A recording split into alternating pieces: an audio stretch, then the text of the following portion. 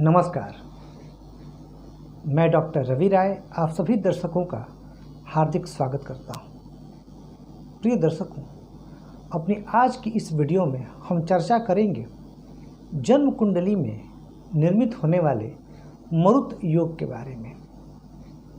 हम समझेंगे कि मरुत योग कैसे निर्मित होता है और किन परिस्थितियों में यह अत्यंत शुभ फल प्रदान करता है।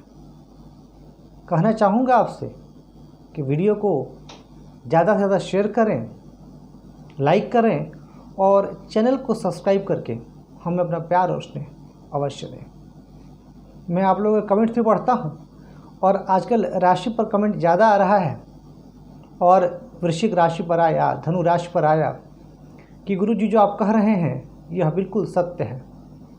देखिए, हम तो शास्त्रों की बात करते हैं, जो ज्योतिष शास्त्र में लिखा हुआ है वह आपके सम्मुख लाने का कार्य करते हैं और मैं चाहता हूँ कि इस ज्योतिष शास्त्र पर शोध हो, क्योंकि यह विज्ञान है और एक अद्भुत विज्ञान है। और इसीलिए मैं जितने भी योग हैं, अब जैसे मैं आज जिस योग की बात करने जा रहा हूँ, यह योग बहुत प्रसिद्ध नहीं है और बहुत कम लोगों को इसकी जानकारी है, लेकिन चाहूँगा मैं कि आप सभी योगों से अवगत हों, ताकि जब जन्म कुंडली की बात हो तब आपको बहुत कुछ पता रहे। और जिन दर्शकों का कोई प्रश्न है, कोई जिज्ञासा है, तो वो चैनल के किसी भी वीडियो पर कमेंट कर सकते हैं और मेरा यह प्रयास रहता है कि मैं उत्तर दूं और कमेंट के माध्यम से उत्तर दे देता हूं। और जिन लोगों का उत्तर मुझे लगता है कि वीडियो में देना चाहिए, उनका उत्तर वीडियो में भी देता हूं। जैसे आज ही एक दर्शक के प्रश्न का उत्तर इस वीडियो में दिया जाएगा। तो आइए चर्चा प्रारंभ करते हैं, समझते हैं मरुत योग होता क्या है और यह कैसे निर्मित होता है, इसका प्रभाव क्या है। ये जो मैंने कुंडली बनाई है, ये मेष लग्न की जन्म कुंडली है। यह काल पुरुष की कुंडली मेष लग्न की, इसलिए मैंने मेष लग्न की कुंडली को लिया। आपकी कुंडली किसी भी लग्न की हो सकती है, बस नियम अप्लाई होना चाहिए, जो मैं नियम बता रहा हूँ मरुत योग का। और नियम कहता है कि शुक्र जहाँ स्थित हो वहाँ से पंचम अथवा नवम भाव में देवगुरु बृहस्पति हों, और देवगुरु बृहस्पति जहाँ स्थित हों वहाँ से पंचम भाव में चंद्रमा हों, और चंद्रमा से केंद्र में सूर्य हो, तो मरुत योग का निर्माण होता है। अब आइए हम लोग इस कुंडली में देखते हैं कि यह योग बन रहा है कि नहीं बन रहा है। अब देखिए, शुक्र कहाँ है का क्या कहा गया था, शुक्र जहाँ हो वहाँ से पंचम अथवा नवम भाव में देवगुरु बृहस्पति हों। तो शुक्र यहाँ है, तो यहाँ से अगर हम गिने 1 2 3 4 5, तो पंचम भाव में देवगुरु बृहस्पति हैं। और देवगुरु बृहस्पति से 1 2 3 4 5 पंचम भाव में चंद्रमा है, और चंद्रमा से केंद्र में सूर्य होने चाहिए। तो 1 2 3 4 यहाँ चतुर्थ भाव में है चंद्रमा से, चतुर्थ सप्तम दशम कहीं भी हो सकते हैं, तो यह केंद्र में समझे जाएंगे। अब शास्त्र में कहा गया कि जिसकी भी जन्म कुंडली में मरुत योग होता है वह विद्वान होता है और अत्यंत भाग्यवान होता है। उसकी कीर्ति पताखा चारों ओर फैलती है। वह अद्वितीय विद्वान होता है, स्थिर लक्ष्मी का स्वामी होता है और पुण्यात्मा होता है, अद्भुत वक्ता होता है, वाणी में मिठास होती है, अपनी वाणी से लोगों को मंत्रमुग्ध कर देने की क्षमता रखता है। इतनी प्रशंसा की गई शास्त्रों में इस योग के बारे में। अब क्यों इतनी प्रशंसा की गई, यह यहाँ विवेचना की आवश्यकता है, विवेचन की आवश्यकता है। देखिए, कहा गया कि शुक्र से पंचम अथवा नवम में देवगुरु बृहस्पति हो, तो शुक्र स्वयं एक भोग विलास ऐश्वर्य समृद्ध देने वाले ग्रह हैं, मनोरंजन के ग्रह हैं, और यदि ये जन्म कुंडली में शुभ हों तो व्यक्ति को बहुत सुखी बना देते हैं, जीवन ऐश्वर्य से बीतता है। तो शुक्र से बृहस्पति कहाँ जा रहे हैं? त्रिकोण में। पंचम में होंगे तो त्रिकोण, नौ में होंगे तो फिर त्रिकोण। और गुरु ज्ञान, धन, मान, सम्मान, प्रतिष्ठा सब देने वाले हैं।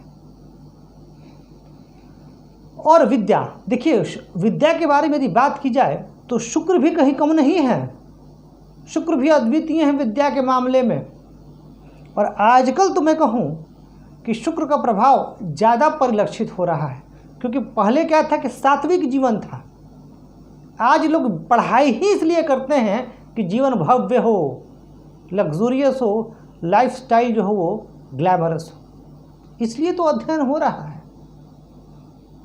तो आज के समय में शुक्र की महिमा बहुत बढ़ गई है।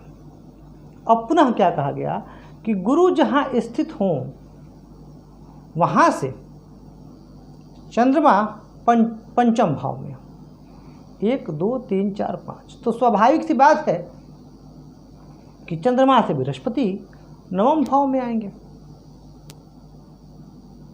आप इसी कुंडली पर देख लीजिए, या फिर अगर हम गुरु को यहाँ रखते हैं, उदाहरण के लिए समझा रहा हूँ, अगर हम गुरु को यहाँ रखते हैं तो चंद्रमा कहाँ होंगे? 1 2 3 4 5 यहाँ होंगे। तो अब चंद्रमा से गुरु के पोजीशन को गिनिए तो 1 2 3 4 5 6 7 8 9। तो हमारे भारतीय दर्शन में, भारतीय ज्योतिष में सुदर्शन पद्धति का भी विचार किया जाता है। तो उसमें सूर्य कुंडली, चंद्र कुंडली और लग्न कुंडली तो खैर है ही, तो लग्न कुंडली के अलावा सूर्य कुंडली और चंद्र कुंडली का भी बड़ा व्यापक महत्व है।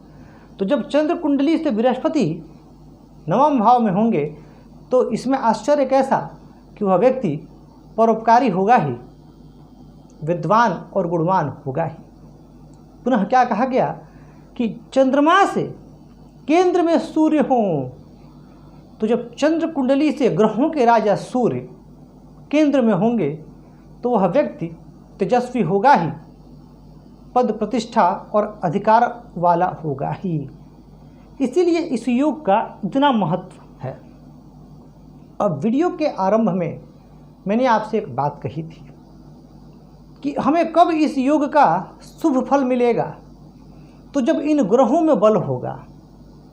जैसे अगर मैं इस मेष लग्न की बात करूं और मान लेते हैं कि यहीं पे सारे ग्रहों की स्थिति है, तब ये बहुत शक्तिशाली योग बन गया। बृहस्पति अपने भाव में हो गए और शुक्र धनेश और सप्तमेश होकर के पंचम में आ गए। तो धन का संबंध, हालांकि आप कह सकते हैं कि गुरुजी ये तो शत्रु राशि में है, फिर भी पंचम में है।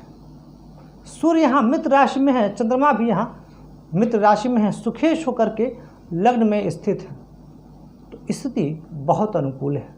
और जब ग्रहों में बल होगा तब शुभ फल ज़्यादा प्राप्त होंगे। D9 चार्ट और D10 चार्ट में भी स्थिति विचारणीय होगी। अब आइए एक दर्शक के प्रश्न का उत्तर देते हैं। और मुझे पता है कि इस सेगमेंट का आप लोग बेसब्री से इंतज़ार करते हैं। कहूँगा आपसे कि जितने ज़्यादा क्वेश्चन आप पूछेंगे मुझे उतनी ज़्यादा खुशी होगी। और क्वेश्चन सिर्फ अपने बारे में नहीं, प्रयास ये करें कि क्वेश्चन रेलेवेंट हो और ऐसा क्वेश्चन हो जो सबके लिए, जो ज्योतिष का ज्ञान हासिल करना चाहते हैं या जो ज्योतिष के विद्यार्थी हैं, शोधार्थी हैं, सबके लिए उपयोगी सिद्ध हो। तो प्रश्न है एक दर्शक का कि अगर दूसरे भाव में शुक्र, गुरु और मंगल होंगे तो क्या परिणाम मिलेंगे। अब मैं कहूँ अगर आपसे, यह प्रश्न ही अधूरा है। आपने यह बिल्कुल नहीं बताया कि लग्न क्या है, किस राशि में है, तो फलों को बता पाना मुश्किल होगा। हाँ, जनरल प्रेडिक्शन तो मैं कर दूंगा। दूसरे भाव में शुक्र होंगे तो क्या होगा?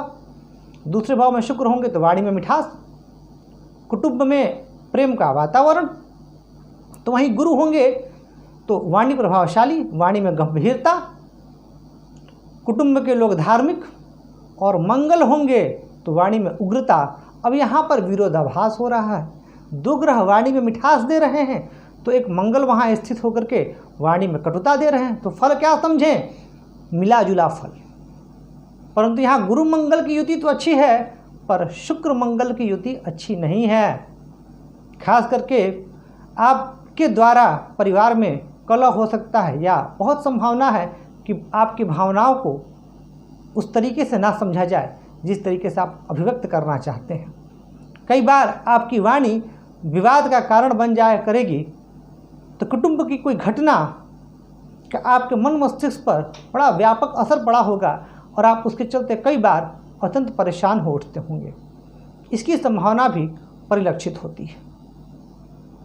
हाँ, अगर आप ये बता दें कि किस राशि में है तो फलों को बताने में और सुविधा होगी। अब जैसे यही युति अगर बन जाए मकर राशि में जहाँ मंगल बहुत बलवान हो जाएंगे तो इसके कुछ और फल होंगे। मंगल वहाँ ज़्यादा बली हैं, तो यही अगर ये युति कर्क राशि पर बने तो गुरु ज़्यादा बली है, मीन पर बने तो शुक्र उच्च के गुरु बली।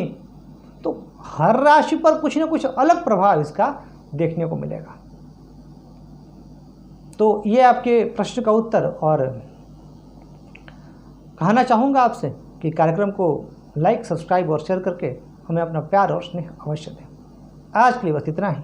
धन्यवाद।